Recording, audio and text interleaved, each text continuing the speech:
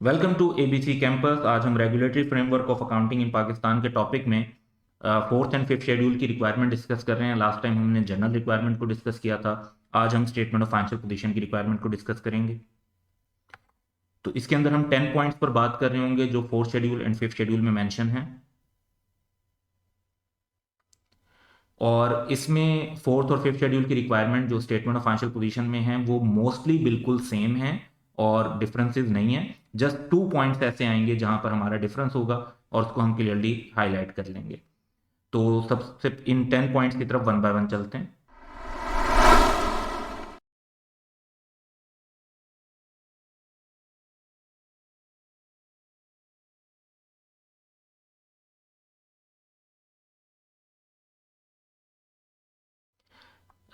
एक तो 5 आइटम्स ऐसे हैं जो रिक्वायर्ड हैं कि फेस पर शो करने हैं स्टेटमेंट ऑफ फाइनेंशियल पोजीशन के, यानी नोट्स में नहीं, इनको डायरेक्टली आपने main statement of financial position में मेंशन करना है। Revaluation surplus, long term deposit and prepayments, unpaid dividend, unclaimed dividend. Unclaimed dividend वो होता है जिसमें शेयर होल्डर्स को वारंट्स वगैरह भेजे लेकिन उन्होंने अभी तक उसको इन कैश नहीं करवाया, और या फिर ये कि एड्रेस वगैरह किसी का अवेलेबल नहीं है तो उसको डिविडेंड पे नहीं कर पा रहे।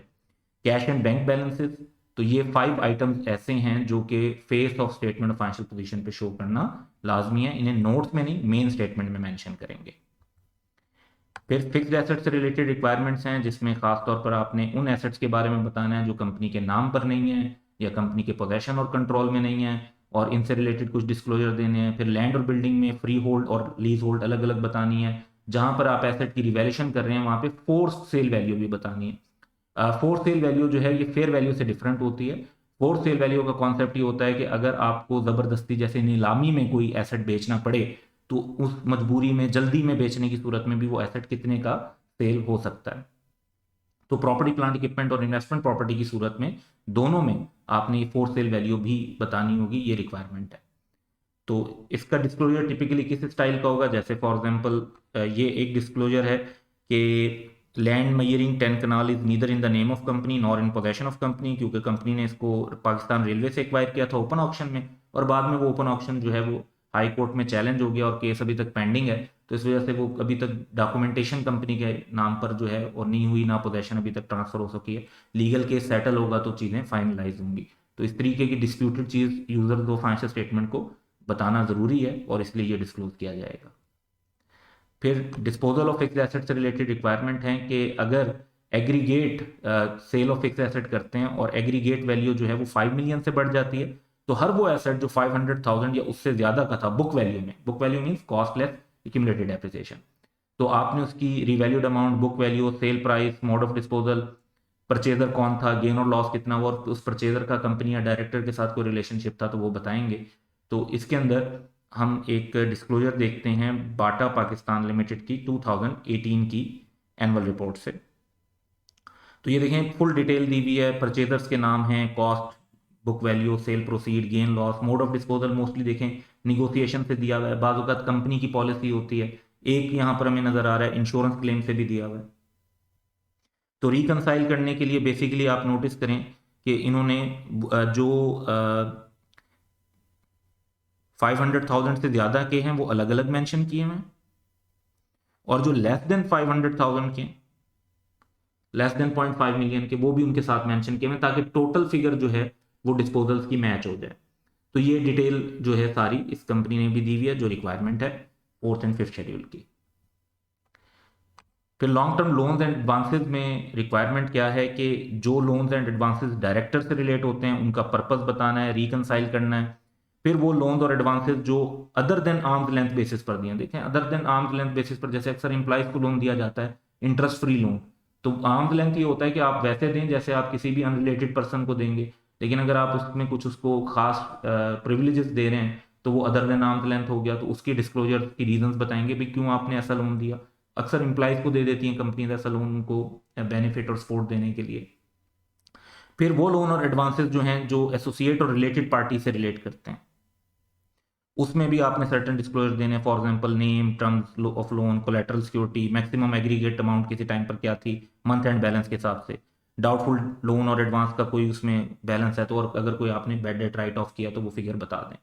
तो इसका डिस्क्लोजर भी हम एक देख लेते हैं कि जिसमें ये सारे अमाउंट्स भी शो हो रही हैं और इनकी एक रिकन्सिलेशन भी शो हो रही हो, जैसे ये रिकन्सिलेशन रिक्वायर्ड है। तो एफएफसी की 2020 की फाइनेंशियल स्टेटमेंट्स में से ये एक्सट्रैक्ट एक हम ले लेते हैं। तो ये इसके अंदर देखें long term loans and advances बताए हुए हैं, इसमें वो एम्प्लॉइज वाले एग्जेक्टिव्स के अंदर डायरेक्टर्स भी शामिल हैं, और बाकी जो सारी फिगर है उसमें रिकन्सिलेशन भी बनी हुई है और चीज़ें भी सारी बताई। जी, फिर करंट एसेट्स हैं, और करंट एसेट्स में जो डिस्क्लोजर रिक्वायरमेंट हैं वो ये रिक्वायर करती हैं कि उन डेट और रिसीवेबल पर बात की जाए जो एसोसिएट और रिलेटेड पार्टी के। तो उसमें पार्टीज का नाम, उनका aggregate month and balance, pass due, जैसे अगर बैड डेट वगैरह रिकॉर्ड हुए हैं, कुछ जो रिकवरेबल हैं उसमें से, ट्रेड और अदर रिसीवेबल से related, provision for doubtful debt और रिवर्सल ऑफ प्रोविजन अगर कोई हो तो उसकी जस्टिफिकेशन क्या है। फिर इसी तरीके से रिक्वायरमेंट है कि लोन और एडवांसेस में इम्प्लाइज और सप्लायर के अलावा वाले जो हैं उनमें बोरोर के नाम, रीपेमेंट, और जहां पर अमाउंट 1 मिलियन से एक्सीड करती, और पर्टिकुलर्स के उससे सिक्योरिटी वगैरह क्या ली हुई है। और फिर जो आपने बताना है कि प्रोविजंस जो बैड एंड डाउटफुल डेट वगैरह की आपने बनाई है जो, और ग्रॉस अमाउंट में से डिडक्शन के तौर पर शो किया, तो उसकी डिटेल बतानी है। इसमें से जो ये मिडिल पैराग्राफ है ये सिर्फ 4th शेड्यूल की रिक्वायरमेंट है, बाकी जो रिक्वायरमेंट है वो 4th शेड्यूल और 5th शेड्यूल दोनों की रिक्वायरमेंट है। तो ये बेसिकली 4th शेड्यूल की ज़्यादा रिक्वायरमेंट हो गई इस हिसाब से। अब इसका जो एक इलस्ट्रेटिव डिस्क्लोजर देख लेते हैं।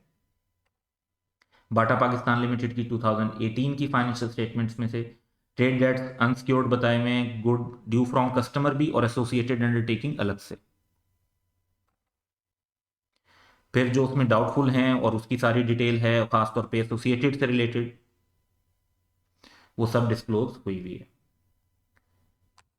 फिर रिजर्व्स में जो है वो कैपिटल और रेवेन्यू रिजर्व अलग अलग डिस्टिंग्विश करने हैं। जो reserve under the law maintain होते हैं, जैसे शेयर प्रीमियम है या कैपिटल रिडेम्पशन रिजर्व वगैरह है, वो अलग बताने हैं। और जो रिजर्व जो हैं वो डिस्ट्रीब्यूट हो सकते हैं, कौन से नहीं हो सकते, उस हिसाब से बताना है।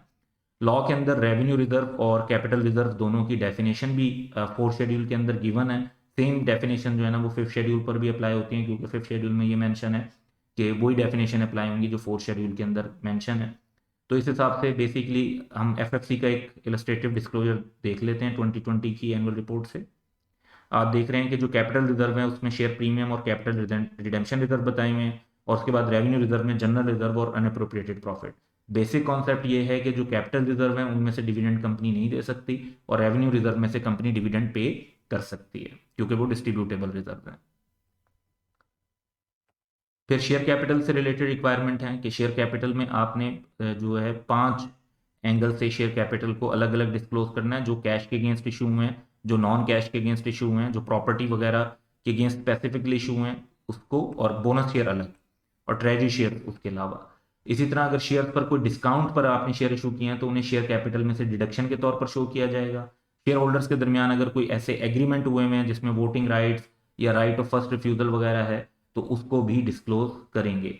पैकेजेस लिमिटेड के 2018 की फाइनेंशियल स्टेटमेंट से हम एक एक्सट्रैक्ट देख लेते हैं। तो इसमें आप देखें कि वो शेयर्स भी बताए हुए हैं जो अगेंस्ट कैश इशू हैं, जो प्रॉपर्टी प्लांट इक्विपमेंट के अगेंस्ट हुए हैं, जो कन्वर्जन ऑफ प्रेफरेंस शेयर्स के अगेंस्ट हुए हैं, और जो बोनस शेयर के तौर पर हुए हैं। तो सब टाइप का जो शेयर इशू हुआ हुआ है वो अलग अलग बताया हुआ है, और उसके बाद बेसिस पर टोटल शेयर कैपिटल कैलकुलेट किया हुआ है।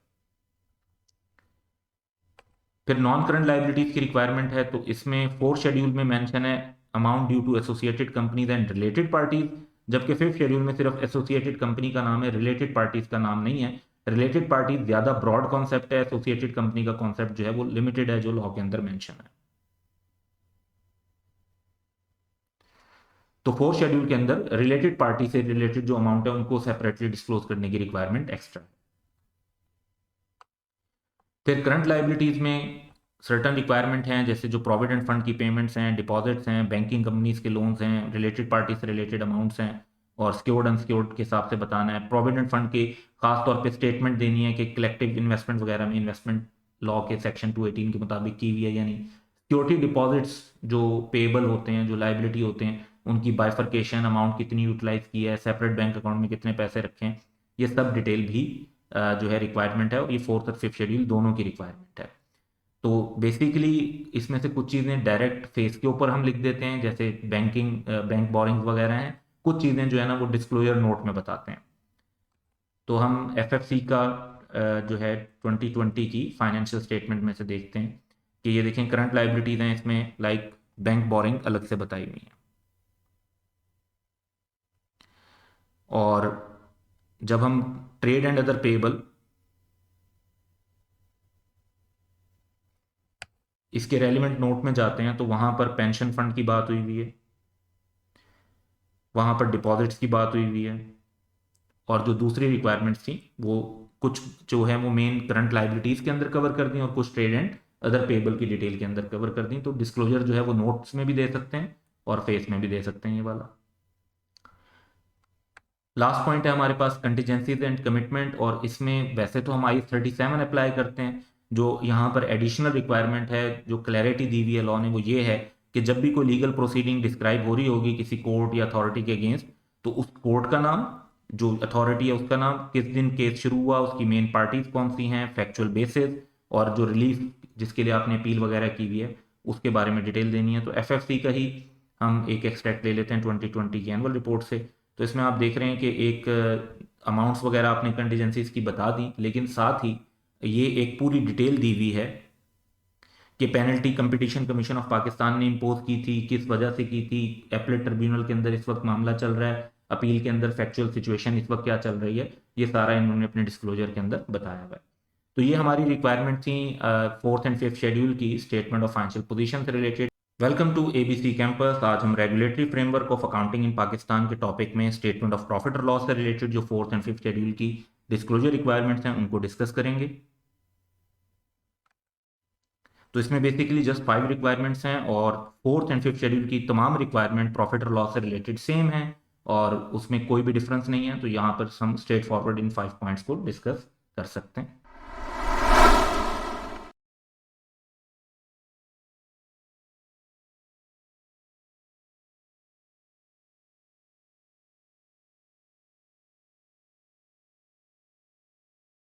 सबसे पहले टर्नओवर, तो इसमें ये रिक्वायरमेंट है कि सेपरेट लाइन आइटम के अंदर आपने ट्रेड डिस्काउंट और सेल्स टैक्स और जो अदर टैक्सेस सेल्स से रिलेटेड होते हैं उनको डिस्क्लोज करना है। एफएफसी का जो फाइनेंशियल स्टेटमेंट्स हैं उनमें से एक एक्सट्रैक्ट देख लेते हैं।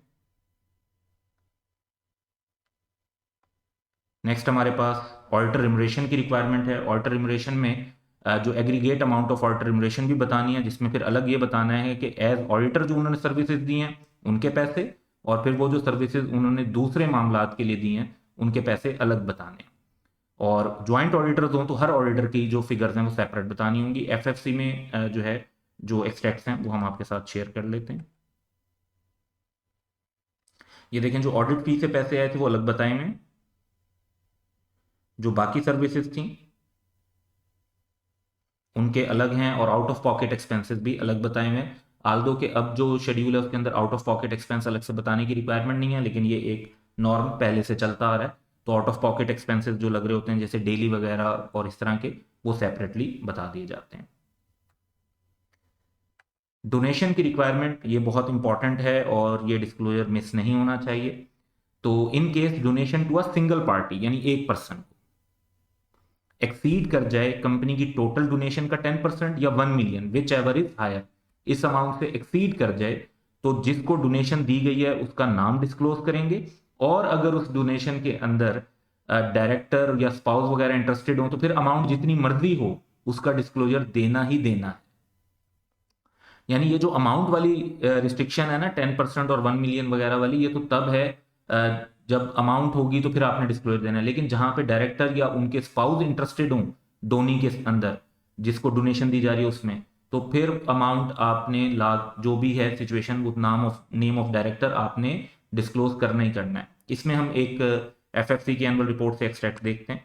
तो इन्होंने भी डोनेशन पे की हुई है और डोनेशन जिस वेलफेयर फाउंडेशन के थ्रू पे की है उस वेलफेयर फाउंडेशन में इनके कंपनी के एक डायरेक्टर हैं, वो इन्वॉल्व हैं एज चेयरमैन। तो वो डिटेल भी यहाँ पर इन्होंने बताई हुई है कि जी उनका इंटरेस्ट इसमें क्या है। He is limited to the extent of his involvement in Sona welfare foundation as chairman.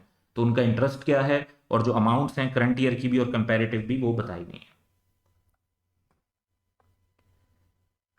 फिर रिक्वायरमेंट है रिमरेशन of CEO, chief executive, director and executive. तो कंप्लीट पर्टिकुलर्स आपने देने हैं, तमाम वो अमाउंट जो एक कंपनी दे रही है, फी, मैनेजरियल रिमरेशन, बोनस वगैरह, रीइंबर्समेंट, पेंशन, ग्रेचुइटीज, अदर परक्विजिट्स और कोई और सर्विसेज रेंडर्ड जो कि उनके पैसे। यहाँ पर जब एग्जेक्टिव की डेफिनेशन है तो उसका मतलब है ऐसा पर्सन जिसकी basic salary 1200,000 rupees per annum से ज्यादा हो जाती है। तो ये डिस्क्लोजर भी हम एफएफसी की एनुअल रिपोर्ट में से ले लेते हैं। तो यहाँ पर आप देख रहे हैं कि तमाम रिमेशन चीफ एग्जीक्यूटिव के अलग बताए हुए और बाकी एग्जीक्यूटिव्स के अलग बताए हुए, क्योंकि ये डायरेक्टर्स का कॉलम यहाँ पर नहीं है। कुछ कंपनीज में डायरेक्टर्स का कॉलम भी बनेगा, क्योंकि ये डायरेक्टर्स को जो है अमाउंट में पेमेंट नहीं कर रहे, जो उनको बेनिफिट्स दिए जा रहे हैं वो नीचे नैरेटिव डिस्क्लोजर के अंदर इन्होंने मेंशन किए हुए हैं।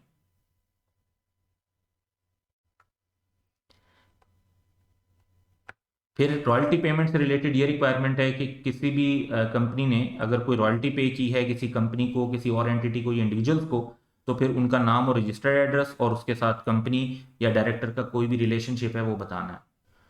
तो इस कॉन्टेक्स्ट में हम बाटा पाकिस्तान लिमिटेड का एक जो एनुअल रिपोर्ट 2018 की है उसमें से एक्सट्रैक्ट देखते हैं।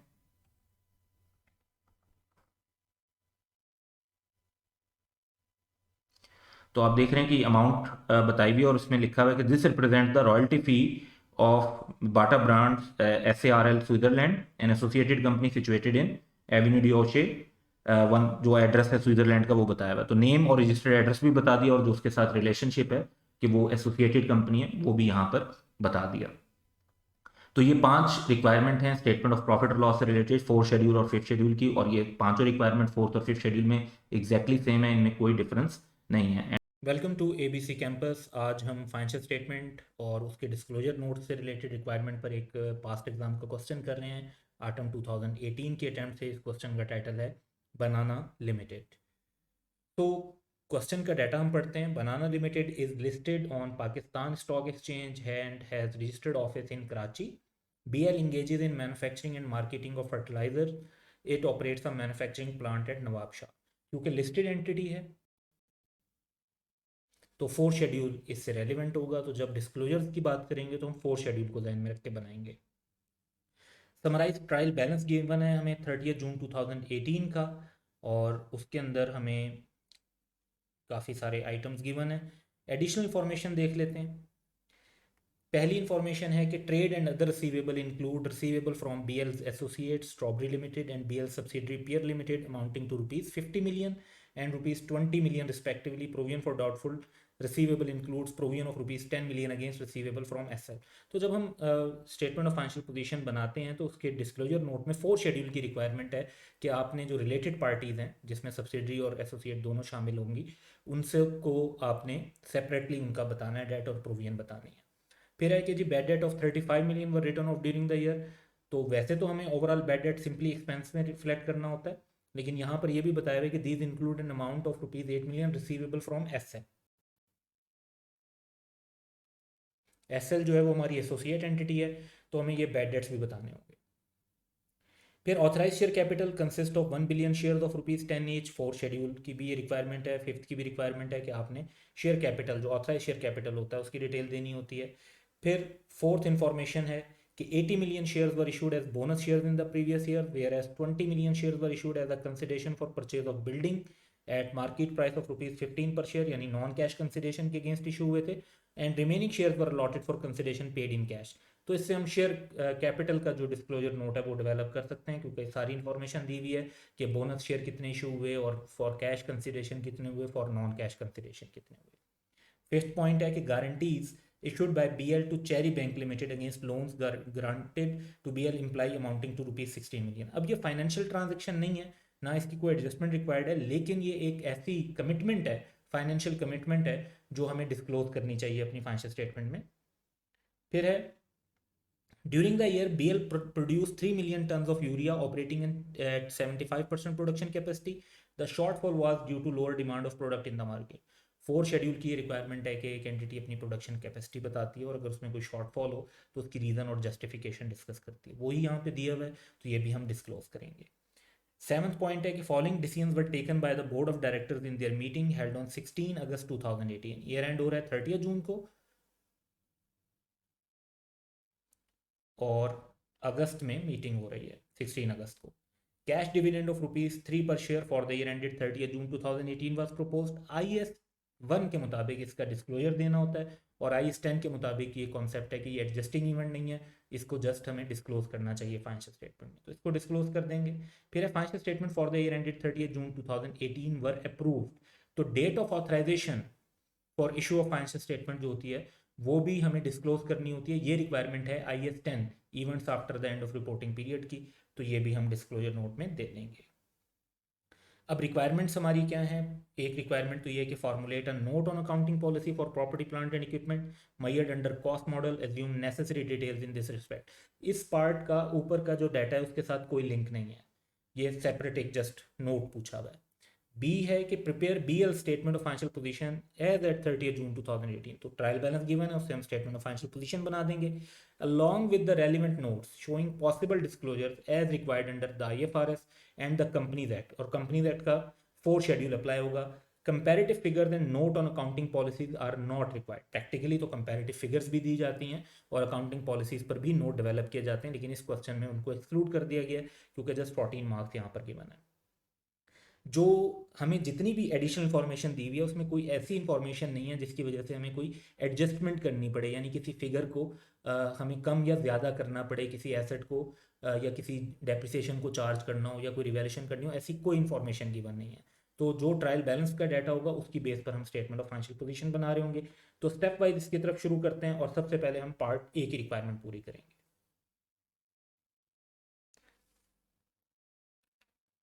तो पार्ट A की रिक्वायरमेंट है कि formulate a note on accounting policy for property plant and equipment measured under cost model. तो ये एक नोट डिस्क्लोजर नोट बना।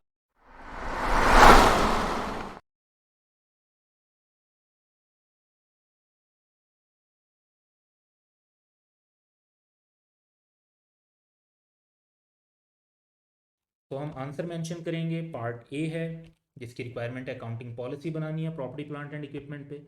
तो कॉस्ट मॉडल क्योंकि इसमें बताया हुआ है तो हम सिर्फ उसी की बात करेंगे कि property plant equipment are stated at cost less accumulated depreciation and any identified impairment loss अगर हो तो। फिर हम बता देते हैं कि जो अभी इन प्रोसेस हमारे एसेट्स होते हैं उसकी हम कैसे कॉस्ट मेजर करते हैं। तो cost in relation to self constructed assets include direct cost of material, labour and applicable manufacturing overheads and borrowing cost on qualifying asset. जो क्वालिफाइंग एसेट होते हैं उस पर बोरिंग कॉस्ट भी कैपिटलाइज कर रहे होते हैं। डेप्रिसिएशन से रिलेटेड बात करनी चाहिए हमें। तो depreciation is charge to profit और loss unless it is included in the carrying amount of another asset. जब एक एसेट किसी दूसरे एसेट को डेवलप करने के लिए यूज हो रहा हो तो फिर उसकी डेप्रिसिएशन उस एसेट की कॉस्ट में इंक्लूड कर दी जाती है, बजाय इसके कि उसको हम प्रॉफिट और लॉस में एक्सपेंस बनाएं। अदरवाइज हम एक्सपेंस ही बना रहे होते हैं। ऑन स्ट्रेट लाइन मेथड ये हमने अज्यूम कर लिया, क्वेश्चन में नहीं बताया हुआ था, आप यहाँ पे रिड्यूसिंग बैलेंस मेथड भी लिख सकते हैं। Whereby cost of an asset is written off over its estimated useful life at the rates given in note access. जो भी प्रॉपर्टी प्लांट इक्विपमेंट का नोट होगा उसको हम रेफर कर रहे होंगे अपनी फाइनेंशियल स्टेटमेंट्स में। Residual values and useful life of assets are reviewed at least at each financial year end। यही IAS 16 की रिक्वायरमेंट है और यही हमारी अकाउंटिंग पॉलिसी होती है। फिर डेप्रिसिएशन की कमेंसमेंट और सेजेशन को डिस्कस कर लेते हैं कि depreciation on additions is charged from the date an asset is acquired while no depreciation is charged after the asset has been disposed of or derecognized। तो IAS 16 के मुताबिक ही जो पॉलिसीज बनती थी और कॉस्ट मॉडल में रेलिवेंट हो सकती हैं उन सबको हमने अपनी अकाउंटिंग पॉलिसी नोट के तौर पे यहाँ पे डिस्क्लोज कर दिया। अब पार्ट B की रिक्वायरमेंट पे जाते हैं। इसमें दो रिक्वायरमेंट्स हैं बेसिकली, एक स्टेटमेंट ऑफ फाइनेंशियल पोजीशन और दूसरे पॉसिबल डिस्क्लोजर्स। तो पहले हम स्टेटमेंट ऑफ फाइनेंशियल पोजीशन की बात करते हैं।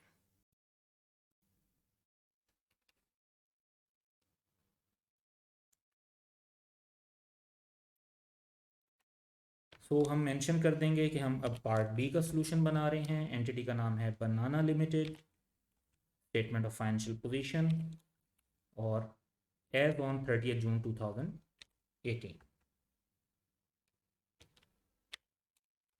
रुपीज़ इन मिलियन है।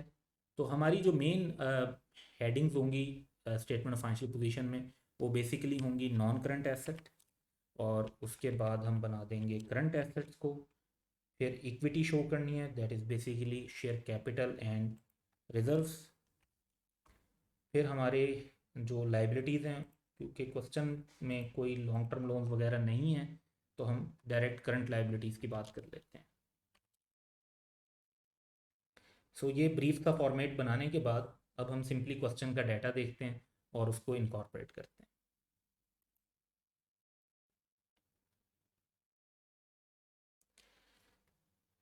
तो सबसे पहले हम नॉन करंट एसेट्स को, एक इसके दो तरीके हैं। एक तो ये कि हम अपनी स्टेटमेंट ऑफ फाइनेंशियल पोजीशन के फ्लो में देख लें चीज़ों को, दूसरा ये कि जो ट्रायल बैलेंस गिवन है इसके फ्लो में देख लें।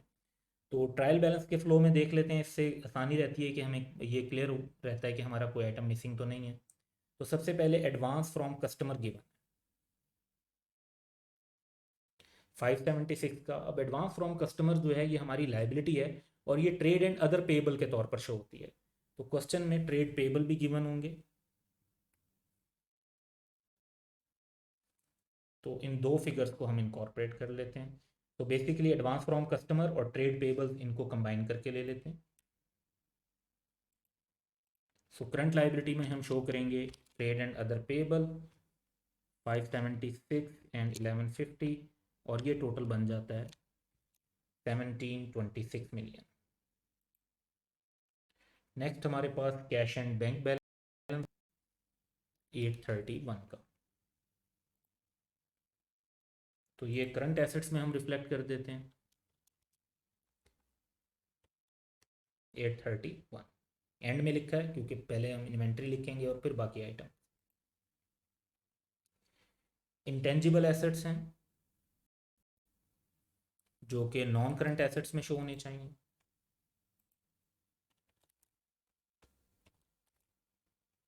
Triple four. इन्वेस्टमेंट इन 3 मंथ्स टर्म डिपॉजिट, इसका अब ये नहीं बताया हुआ कि ये कैश इक्विवेलेंट की नेचर में, तो इसको शॉर्ट टर्म इन्वेस्टमेंट के तौर पर ट्रीट।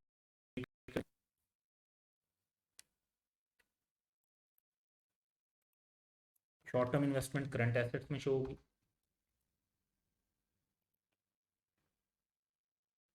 फिर लैंड एंड बिल्डिंग गिवन है, और हम क्योंकि प्रॉपर्टी प्लांट एंड इक्विपमेंट का एक सिंगल लाइन आइटम यूज़ करते हैं, तो लैंड एंड बिल्डिंग भी ले लें, और एक आधा आइटम प्लांट एंड इक्विपमेंट भी given। तो रिवैल्यूएशन गिवन है, वो तो सरप्लस के तौर पर शो होगी। तो ये आइटम्स हैं जो हमारे नॉन करंट एसेट से रेलिवेंट है।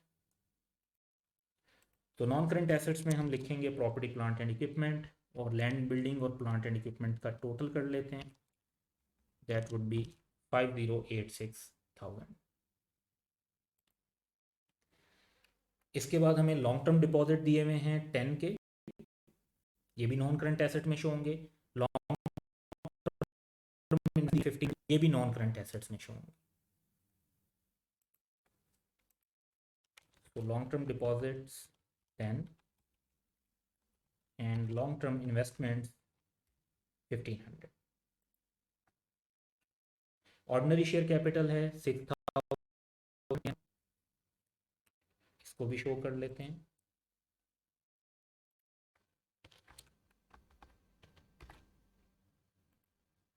Then we have provision for doubtful receivable.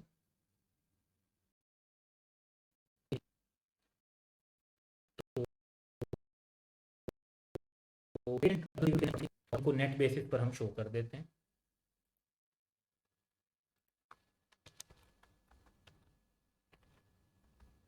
तो नेट ऑफ अलाउंस जो हैं 1390 के ये शो होते हैं।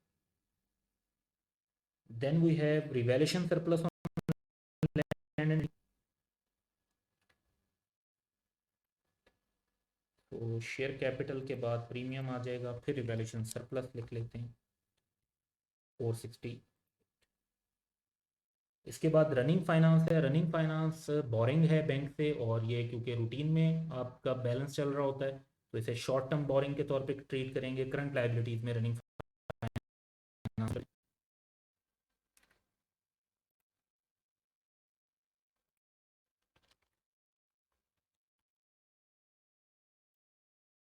Then we have share premium, ये हमारा रिजर्व में शो हो जाएगा।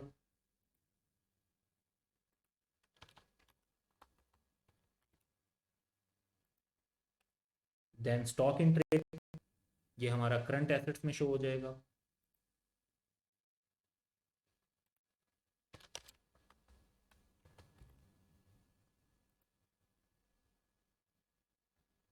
अनएप्रोप्रिएटेड प्रॉफिट या इसे रिटेन अर्निंग्स भी कह सकते हैं, शेयर कैपिटल एंड रिजर्व में मेंशन कर देंगे। इन दो में से आप कोई सी एक हेडिंग भी यूज़ कर सकते हैं, दोनों एक साथ लिखना ज़रूरी नहीं है। अनक्लेम डिविडेंड यानी वो डिविडेंड जो अभी तक जो है शेयर होल्डर्स क्लेम नहीं कर रहे, तो अब तो खैर बैंक ट्रांसफ़र ही हो जाता है तो ये इशू कम हो गया है, लेकिन ये कि पहले काफ़ी कॉमन था कि कंपनीज़ के अंदर जो डिविडेंड था वो क्लेम नहीं हो पाता था, तो एंटिटी की ऑब्लिगेशन रह जाती है जब तक वो डिविडेंड पे ना हो जाए। तो 52 का ये डिविडेंड जो है हमें अपनी करंट लाइबिलिटीज़ में शो करना चाहिए, क्योंकि जब भी शेयर होल्डर डिमांड करेगा हमें उसे देना पड़ेगा।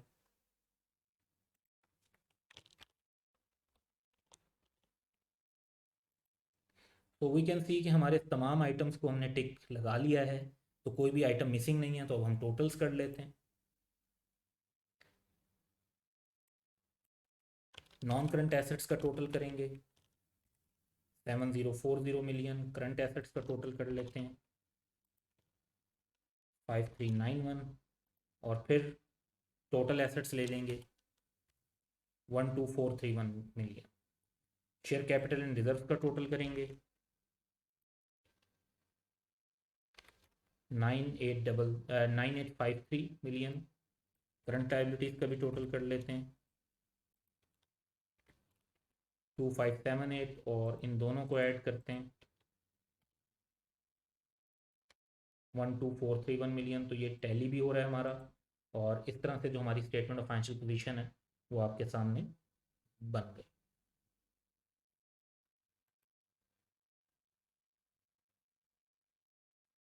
तो पार्ट बी की जो हमारा रिक्वायरमेंट थी, उसमें दो रिक्वायरमेंट्स हैं, स्टेटमेंट ऑफ फाइनेंशियल पोजीशन और दूसरी रिक्वायरमेंट है पॉसिबल डिस्क्लोजर।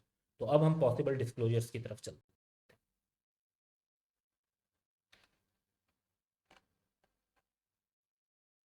तो सबसे पहले हमें जो स्टार्टिंग इंफॉर्मेशन दी हुई है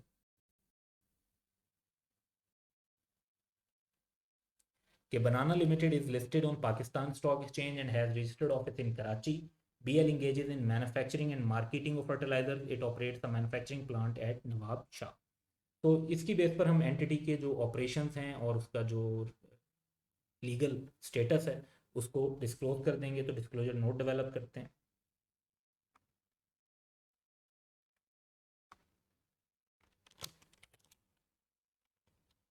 notes to the financial statement for the year ended 30 June 2018।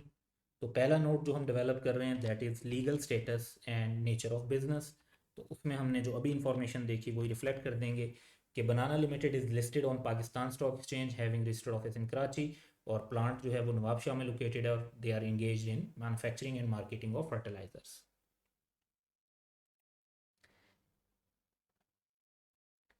फिर क्वेश्चन में जो इन्फॉर्मेशन है एडिशनल इन्फॉर्मेशन, इसको यूटिलाइज करते हैं। फर्स्ट इन्फॉर्मेशन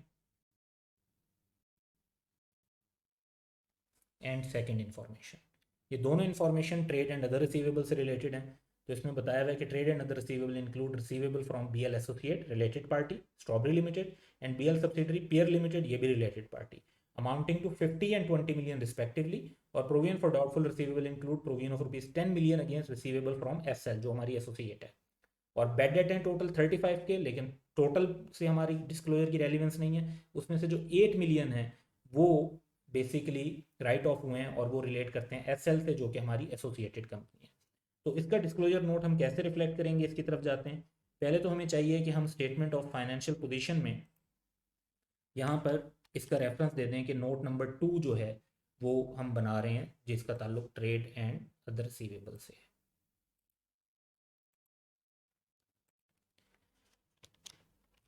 तो ट्रेड एंड अदर रिसीवेबल्स,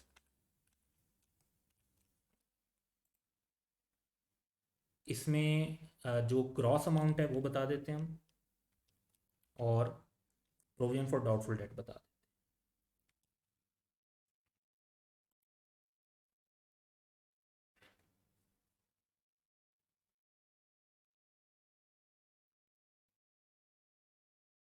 तो ये ट्रायल में दोनों फिगर्स हमें गिवन है। ग्रॉस अमाउंट 1470 और जो अलाउंस है उससे related provision for doubtful debt that is 80 और नेट हमारी अमाउंट 1390 की शो हो जाएगी, जो कि हम शो कर भी रहे हैं। अब इसका जो एक सब नोट बनेगा, क्योंकि रिलेटेड पार्टी से रिलेटेड डिटेल दी हुई है, तो उनके रिसीवेबल और प्रोविजन हम रिफ्लेक्ट कर देंगे कि किस रिलेटेड पार्टी से कितनी अमाउंट रिसीवेबल है और कितनी प्रोविजन क्रिएट हुई है। सो स्ट्रॉबेरी लिमिटेड जो हमारी एसोसिएट है उससे रिसीवेबल अमाउंट 50 और 10 की प्रोविजन भी है। जो पर्ल लिमिटेड है वो हमारी सब्सिडरी है, उससे 20 मिलियन की अमाउंट है रेलिवेंट, लेकिन उसकी कोई प्रोविजन नहीं है। और यहाँ पर हम नेट कर देते हैं कि टोटल कर देते हैं बेसिकली, तो 70 मिलियन का टोटल रिसीवेबल है और 10 की उनसे रिलेटेड पार्टी से रिलेटेड प्रोविजन है। इसके बाद क्योंकि राइट ऑफ भी दिया हुआ है जो एक बैड डेट रिकॉर्ड हुआ है, तो उसको भी लिख लेते हैं।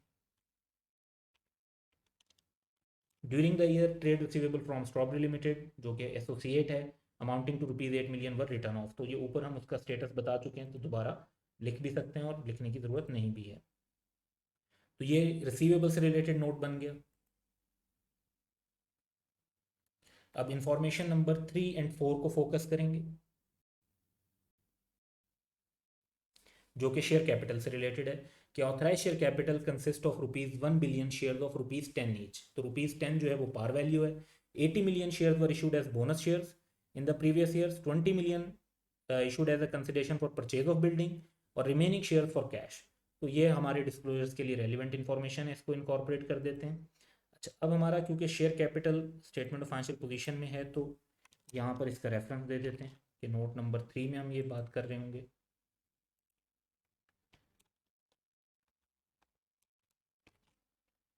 तो शेयर कैपिटल की बात करते हैं तो सबसे पहले authorise share capital 1 billion shares बताए हैं, यानी 1 मिलियंस में बात कर रहे हैं हम सारी, तो मिलियंस में अगर शिफ्ट कर देते हैं तो 1000 million ordinary share of 10 each, ये अमाउंट जो है 10 बिलियन बन जाएगी। मिलियंस में हम इसको रिफ्लेक्ट करेंगे तो 10,000 मिलियन और 10 बिलियन।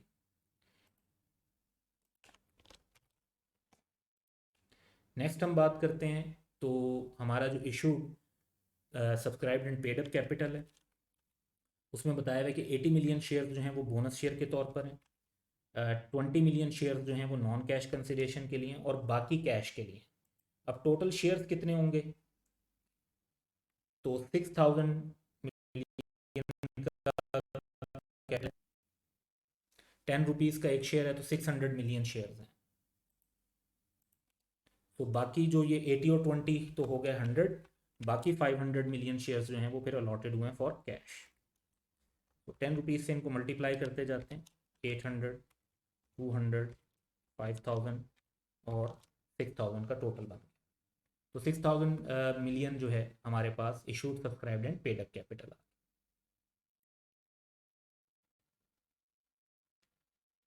इसके बाद इंफॉर्मेशन नंबर 5 है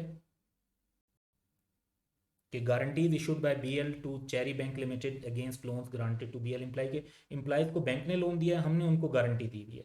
तो इसे बेसिकली कंटीजेंसीज एंड कमिटमेंट का एक नोट बनता है 4 शेड्यूल की रिक्वायरमेंट के मुताबिक। उसके अंदर हमने जो इस तरह की कमिटमेंट्स और गारंटीज दी होती हैं उनको हम सिंपली डिस्क्लोज कर देते हैं। तो नोट 4 हम बनाएंगे और इसमें हम बता देंगे कि BL has issued guarantees to cherry bank limited against loan guaranteed to BL employees amounting to ₹16 million. तो जिस तरह क्वेश्चन में बताया गया था वैसे ही हमने सिंपली उसको बता दिया। फिर सिक्स डिस्क्लोजर है प्रोडक्शन कैपेसिटी का कि during the year BL produce 3 million ton of urea operating at 75% production of full capacity पे क्यों यूज नहीं हो रहा, तो shortfall was due to lower demand of product in the market. तो जस्टिफिकेशन भी गिवन है, ये भी हम क्वेश्चन के अंदर रिफ्लेक्ट करते हैं। तो during the year BL produce 3 million units और शॉर्टफॉल किस वजह से था, जस्ट हमने रिप्रोड्यूस कर। तो डिस्क्लोजर नोट ये बताने से बन गया। फिर सेवंथ इंफॉर्मेशन है, इसमें है कि दो डिसीजंस ली गई हैं, एक तो डिविडेंड प्रपोज किया है तो इसका डिस्क्लोजर दे देंगे और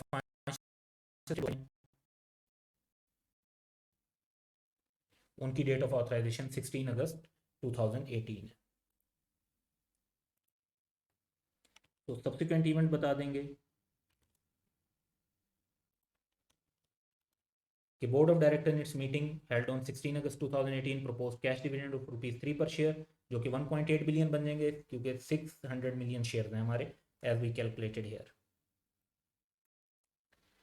subject to approval of members, जो कि एजीएम में होगा, और फिर अगर वो अप्रूव कर देंगे तो ये डिविडेंड रिकॉर्ड कर लिया जाएगा।